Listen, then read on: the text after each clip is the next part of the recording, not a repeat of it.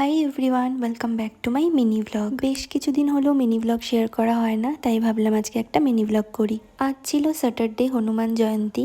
আজ বিকেলে আমরা বেরিয়েছি পয়লা বৈশাখে শপিং করতে। আমি আর মাই যাচ্ছিলাম, কিন্তু যাওয়ার সময় পাড়ার একটা কাকিমা আর একটা বোনের সাথে দেখা হয়। ওরাও পয়লা বৈশাখে শপিং করতেই যাচ্ছিল, তো তাই আমরা একসাথেই গিয়েছিলাম। তো যাই হোক, আমরা কসমো বাজারে গেছিলাম। তো আমরা কটা ড্রেস নিয়ে ট্রায়াল রুমে গেলাম, আর তার মধ্যে থেকে আমি দুটো ড্রেস নিয়ে নিয়েছি। তারপর আরও কিছু জিনিস দেখছিলাম বাবার জন্য, পিসিদের জন্য। তো এখান থেকে আমাদের মোটামুটি শপিং হয়ে গেছে। তো এবার আমরা বিলটা করে নিলাম। আমাদের আরও কিছু জিনিস নিতে হবে, তো সেটা আমরা বাইরে থেকে নেব।